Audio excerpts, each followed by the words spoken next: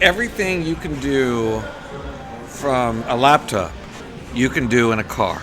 So a Tesla, as an example, becomes another endpoint that you may want to protect because someone in the middle of flying your flying car has basically taken control of your car and says either wire me, all the money in your bank account, or I'm going to veer this car into a mountain.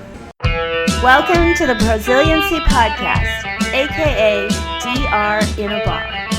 The Prosiliency Podcast is an irreverent, profane, and always real look at life and technology from both inside and outside the data center. Now, here are your heart-stomping, pants-dropping, earthquaking, booty-shaking, and love-making hosts, Vince Vaughn and Eddie Perez.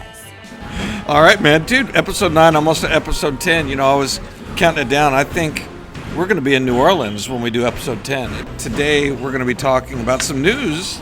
But before we do that, as we begin every Prosiliency podcast, we're going to drink a beer. So, Eddie, I went first last time. Yeah. So what you're going to do is you're going to drink your beer and you're going to tell us what you think of it, right? And this has got to be a beer we've never had before. That's the rules, right? That is the rules. Got it. Cool.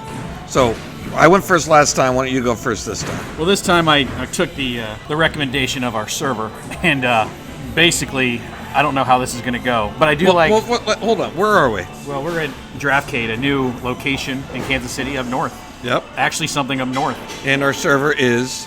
I'm not really... Again, I can't say names or anything like that. Okay. Let's just pretend her name's Elisa. Okay, we'll pretend like her name is Elisa. Well, it'll be interesting. So, she wanted me to do the... is it Rubaeus Nitro? The Rubaeus Nitro. Yeah. With a 5.7%, whatever that means. Yeah, and it's done by it's a beer made by Founders, which I actually like their beers quite a bit, actually. Do you? I do. So you think I have high hopes for this beer? I have high hopes for the beer. Can the beer taste like fruit and be still considered a beer? Absolutely. Okay. I love fruity beers, man. As long as they're not really sour, I love fruity beers. The last time I had that fruity beer, it almost destroyed my face. Yeah, because it was apricot. And, Apricot was good. No, it wasn't. All right, let me taste it. Actually good. I like raspberry sherbet, so it tastes like raspberries. It's hard to screw up raspberry if it tastes like raspberry. It tastes like raspberry. It's good. Yeah, it's not over the top raspberry, so it's not as like if you did like a raspberry sherbet, you know how it kind of like is very sweet? Yeah. It's just like you can tell it's raspberries, but it's not like they put 500 pounds in it. 500 pounds of raspberries are not in this beer. Are not in this beer. Right. Got it. So it's not over the top. Right. It's just like a small piquant of raspberry. Right. But if I was going to rank it from 1.00 to 10.000, yeah, I would have to give it two different versions. One, if you're on a date, and one if you're not on a date. Oh, good. I like it. Because like if I pick all this beer when I'm on a date, she probably is thinking that I'm a fruity beer. But if I'm out with my boys and I want to think it's something different, I might go with this beer. See, I'm thinking it's the exact opposite. See, I think on a date, that would play. If you were with your boys, that beer won't play. Oh, opposite? Absolutely. Oh, then you know what? I'm going to agree with you on that. So I would give it a 6.77 with the line over it. 6.77 with the line over it. I don't know what that... What you don't... I thought you were an engineer. 6.77... So you're saying that's the denomination? Yes. Nice. Very good. So thank you, Eddie. So for my beer, I'm going to be trying the Torn Label Monk and Honey. So Torn Label is a local brewery, and I've actually had their IPA. I'm actually not a big fan. So this is a kind of a lighter beer. It looks like, at least, kind of a lager. It's springtime. I like lagers in springtime for sure. And this is a Belgian pale ale, and I love a Belgian beer. I'm a big Belgian fan, so I've got, again, high hopes for this beer. And let's see what happens. It's the Torn Label, Monk and Honey. Let's check it out. That's fucking delicious. That is an awesome beer. See, did you see what you did there? What I did there? You usually think that you in the back of your mind, you're like thinking this is not going to be a very good beer because of previous, and then it's a good beer. And when you think it's a good beer, it's a bad beer. It seems to work out that way. That beer is awesome. There's like a, the thing about lemony or, sweet kind of beers is sometimes they leave like a bleach taste for an aftertaste. Yeah. It's a freshness to the beer, but also it's just a really bad aftertaste. This beer has none of that. This beer is delicious from the minute it touches your lips to all the way down. It's god damn, that's a good beer. I love that beer. I'm gonna be drinking this beer a lot. I'm telling you that right now. So, Torn Label folks, nicely done. Cheers to you, sir. And what is your score from? That'll be interesting on this score because I know your highest score, so we're trying to see. Because I've never seen you this excited. I'm gonna go 9.15. That's my. This is like one of my favorite. 9.15. Yeah, this would be one of my favorite beers. Like, I will order this every time I see it on a menu. I will order this every single time. And you would recommend? So this would be the first. This is a go-to for a client. When you see that, you're going to be like, you got to try this. Absolutely. Yeah, 9.15. Yeah, that's a delicious beer.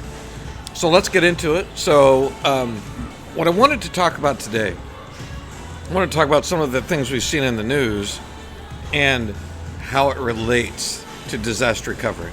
What I read this week is that Larry Page of Google fame, so Larry Page, Sergey Brin, is investing in the flying car.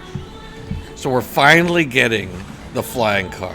They've had the flying car. What is it called, an airplane to you? No, they've had those things where it goes on a land and then you can drive it and it turns into a plane.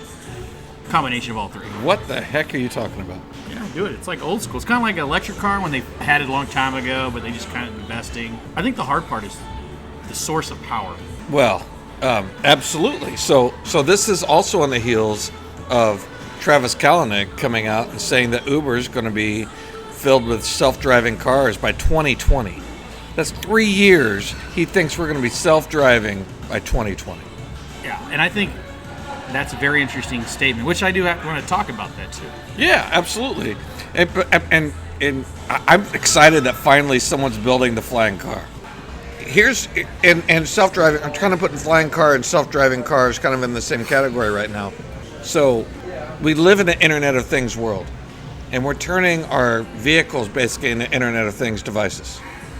Which is very, very scary. It is, right? Very scary. Very scary. So everything you can do from a laptop, you can do in a car. So a Tesla, as an example, becomes another endpoint that you may want to protect because someone in the middle of flying your flying car has basically taken control of your car and says, either wire me, all the money in your bank account, or I'm going to veer this car into a mountain. How do you protect yourself in that scenario? Well, I think that's where, when I was saying I was watching a movie, The Fate of the Furious, which I won't tell the ending. But don't tell the ending. No. I've not seen it. I want to see that movie. Right. But there's a point in which they take over a bunch of self-driving cars. And it made me think. Holy shit. Are you shitting me? No. Sometimes when we talk about data protection or endpoint, when I want to talk about endpoint devices or protection of Internet of Things, what analytics and data points can we take away from that and protect real time? So in case something does happen, so let's say a hacker does do that and you get, something happens to you, right? Yeah. You want that data like a black box, right? When a plane goes down, it has a black box. It's protecting that data. Right.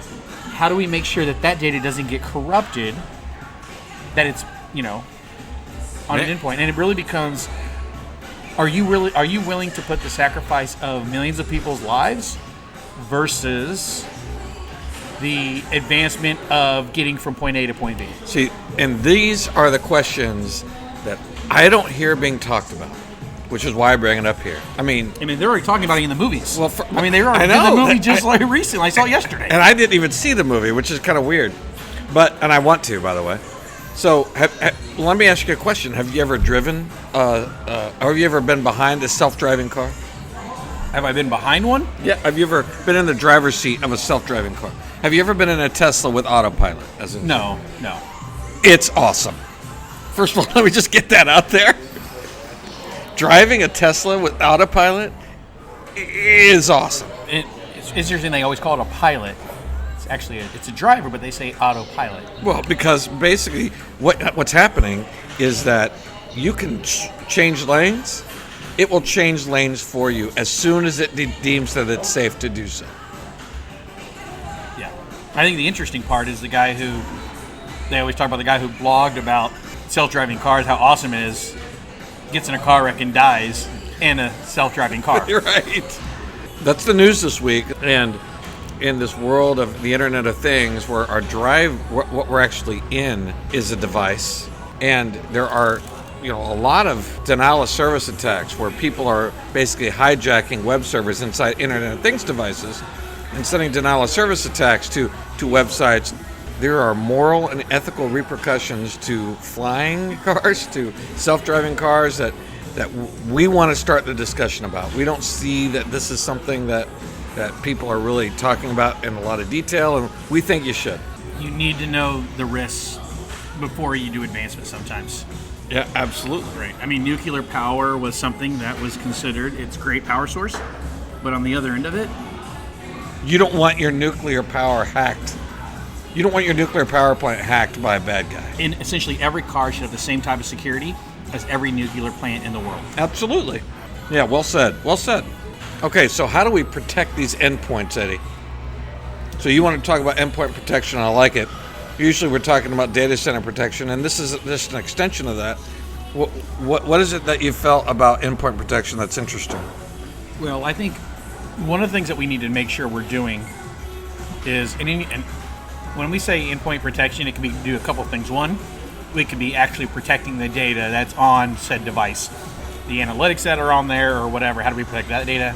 And then also, how do you protect someone from actually getting onto the device, or from a security standpoint, right? Yeah. From the hacking standpoint. From the way we kind of look at it, from a DR perspective, being resilient, from that perspective, we need to make sure that that endpoint device, no matter what device your end users may be using at their company, that you have a process in place that can scale. Because you don't want to get to a point where it starts to suck up a lot of bandwidth, you can't afford to protect it, because what usually happens is people go down the endpoint protections and then they start seeing dollar signs. Because it wasn't designed for, a lot of times, for big deployments, and it becomes very expensive. And what do? Just like whenever you had backup on your laptop, you might have had it for a while, but if it started sucking up resources, what'd you do? You turn it off, right? So it has to be something that is non-intrusive, protecting you, almost like a light version of an antivirus, but it's always protecting your data and the ability to convert from one in your device to another. Are we talking about agentless endpoint protection? I would say there'd always be some type of mini agent, but something that with integrated APIs or something that can connect up to it. So yeah, I mean, it could be agentless. But the problem is that everybody has their own IP. Apple won't let you do certain things. A lot of people won't let you develop close to them and knowing what you can do to be better. Mm-hmm. So you're only within the rules. So it's building a house on land without getting a surveyor and knowing that there could be a ditch underneath it, but you don't know. But if someone did the surveying and owned the land, he knows it, them not giving him the information. So you're just having to dig. It's kind of, like digging without calling 411 or whatever. Mm-hmm. Yep. You do it at your own risk, you just don't know. And I think that's the problem, is there'll always be this point where people are scared to share, even if it is better for the good of everyone, because they want to hold that monetary value or that IP. Yeah. But I think that's something that a lot of customers don't take seriously, that most of their data is on endpoint devices. So give me an example. Like what's on an endpoint device that you feel has to be protected? Well, any project that you might be working on, in a job, a lot of times you save that locally. You keep that data because you don't want to have to access it from the site because it takes too long. Or maybe you're on a plane and you're doing work on it for a while, right? You're using their cheap internet. I think that's something that you need to make sure is protected. If it has IP on there, legal documents that you're using, healthcare information, your own personal data, your own pictures, everything. You have to actually treat every piece of IP or document on your end devices as almost production, because you don't know what it is. There's no way to really validate from the human perspective of what they considered valuable. So do you consider, I mean, first of all, what you described to me can happen on every single employee's endpoint. So Yeah. So as a result, do you feel like every single employee's laptop, as an example, should be backed up? Everyone should be, yes. Every user's laptop should be protected, even if you're doing VDI, even if you're doing virtual desktops, because they probably still took that offline and have offline documents of them on their system. So we talk about, with resiliency, we talk about the fourth copy. And the fourth copy is considered to be kind of a replica. What do you think about replication of endpoint laptops, as an example? How often do you feel like you need, like, does there need to be, in any scenario, would you need to fail over to a laptop that would exist like in Azure or the cloud? I'll tell you why I ask. Because I know a technology, I'm very close to this technology actually. There are some technologies where, well, I would say that, yeah, having that access where you can access it anywhere, it should not matter what device you have. It doesn't matter if I'm on an Android, an iPhone, the cloud, a laptop. That data needs to be accessible anywhere. So I have a partner who's testing an like a endpoint backup product. And what he's doing is that he's backing it up to the cloud, and then he's restoring it when he needs to into Azure. And what ends up happening, I mean, what he ended up being able to test is that he's got his laptop running, and that very same data is actually running in Azure. His laptop is running in Azure at the very same time. So when you're talking about backup and restores, is replication or failover a part of that strategy as well? And for who, or does that conversation also have to be, maybe it's for a few select people in an organization? Think of devices as in our gold, silver, bronze methodology. Mm-hmm. Gold, CEOs, CIOs, your executive staff, people that can affect the business. You have your mission critical, your VPs, your directors, things like that. And then unfortunately, like most of us, we're employees, we get that bronze status. So bronze might mean... Unless we're like in development or something. Well, what means we always want to back up. Yeah. So... more of a trickle, maybe a trickle versus a real time. But we don't necessarily need anything we need to be failing over to. Yeah, and I think that's actually a pretty cool technology that have powered up and all changes are happening real time into the cloud option, because that's what you really want. The one thing you also want is security on that. So there are some technologies that do that. It's interesting, they do this for end user devices. Yeah. But they actually have antivirus that will, when you're backing up to that second copy, it's doing an antivirus scan of the data going over to the cloud. So even if you get infected and you try to replicate it, that software, when it's about to be written over there, gets blocked before it even goes there. Yeah. So yeah, this is really interesting, right? Because I mean, from a data center perspective, we're always focused on servers, and servers really are the golden child of computers, right? The golden child of devices, at least, because they power our data centers and why people care about our data centers, I should say. But these endpoints, these are like the important extras in the movie that if the extras weren't there, the movie would suck. And how do you think ransomware gets on people's systems? Do you think it happens because someone hacked into their server? Nope. And they did it? Or the system administrator downloaded the wrong patch from Microsoft or from whatever? No, how do they get ransomware? Well, as I understand, for instance, Target, when Target was hacked all those years ago, they sprinkled USB drives in the parking lot. And people just picked up the USB drives. Oh, cool. Nice little USB drive. I'll just put it in my computer.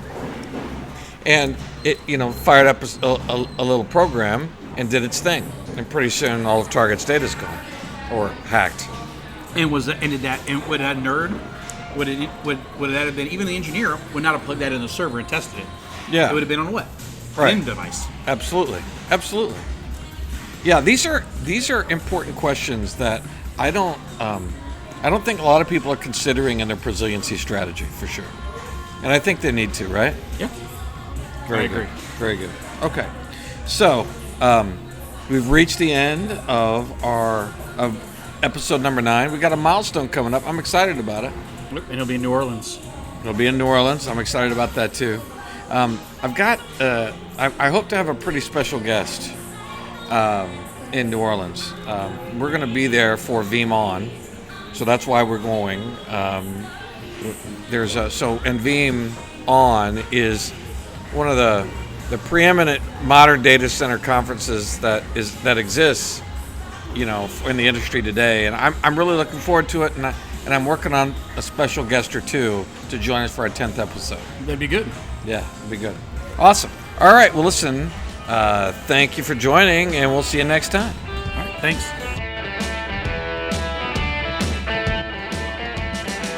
This has been a Passage Digital presentation.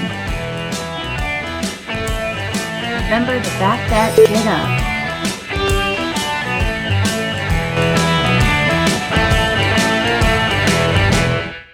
If you like this podcast, there are plenty of ways you can support it.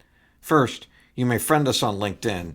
Our profile links are in the show notes, or you may share it on other forms of social media or discuss it on your own blog or podcast. Second, we view this as your show, so contact us and ask us for a question we can use, or simply let us know how you feel, good or bad, on how we can improve it. Third, rate us in the app stores and leave us reviews. If you hate us, feel free to 1-star that shit. But remember, 5 stars give you total consciousness on your deathbed, so you have that going for you, which is nice. And lastly, please visit us on the web at prosiliency.com, PROSILIENCY.com.